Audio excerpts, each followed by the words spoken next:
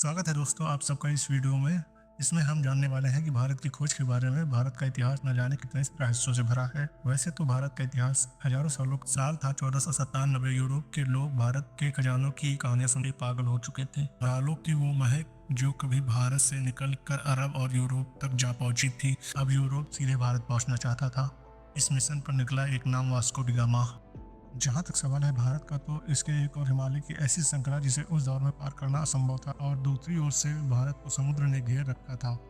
ऐसे में यूरोपियों के लिए भारत पहुंचने के लिए तीन रास्ते थे। पहला रास्ता रशिया को पार करके चीन होते हुए बर्मा में पहुंचकर भारत में आना, जो कई ज़्यादा लंबा और जोखिम भरा था। और दूसरा रास्ता अरब ईरान पार करके, लेकिन यह रास्ता अरब के लोग इस्तेमाल करते थे, वे अन्य किसी को अंदर घुसने नहीं देते थे। तीसरा रास्ता समुद्र का ही था, जिसमें चुनौती देने वाला सिर्फ समुद्र ही था। वास्को डी गामा एक पुर्तगाली था जो पेशे से नाविक था, जिसका जन्म 1460 ईस्वी में पुर्तगाल माना जाता है। उस समय अरब के लोग यूरोप में मसाला बेचा करते थे। वास्को डी गामा अफ्रीका महाद्वीप का चक्कर लगाकर भारत के कालीकट बंदरगाह केरल पर जा पहुंचा। 20 मई 1498 ईस्वी को भारत आकर वास्को डी गामा ने स्थानीय राजा से व्यापार का समझौता किया और उनसे कई प्रकार के मसाले खरीदे। पुर्तगाल से भारत आने के समय समुद्री तूफान से उनके जहाज़ों को नुकसान पहुंचा और उनके दल के कई लोग मारे गए। भारत के कालीकट बंदरगाह पर उतरकर उसने कालीकट पर आक्रमण कर दिया और कत्लेआम लूटपाट की। वास्को डी गामा ने यूरोप के लुटेरों और व्यापारियों के लिए एक रास्ता बना दिया था।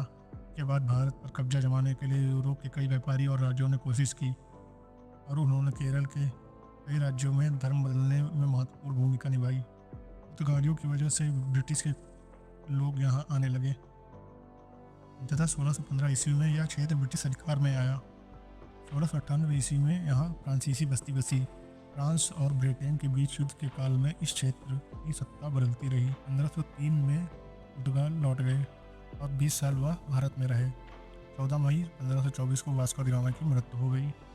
लिस्बन में वास्को डी गामा स्मारक उस जगह पर बना हुआ है जहां पर वास्को डी गामा ने भारत की यात्रा शुरू की थी। यह कहना कि भारत की खोज कब हुई महज एक बेतुका सवाल। भारत किसी की खोज का मोहताज नहीं। इस देश का इतिहास कुछ हजारों साल नहीं, कई लाखों करोड़ों साल पुराना है। वैसे आपको क्या लगता है, भारत की खोज का श्रेय किसी एक व्यक्ति को देना चाहिए? अपने व्यूज को हमें कमेंट सेक्शन में बताएं।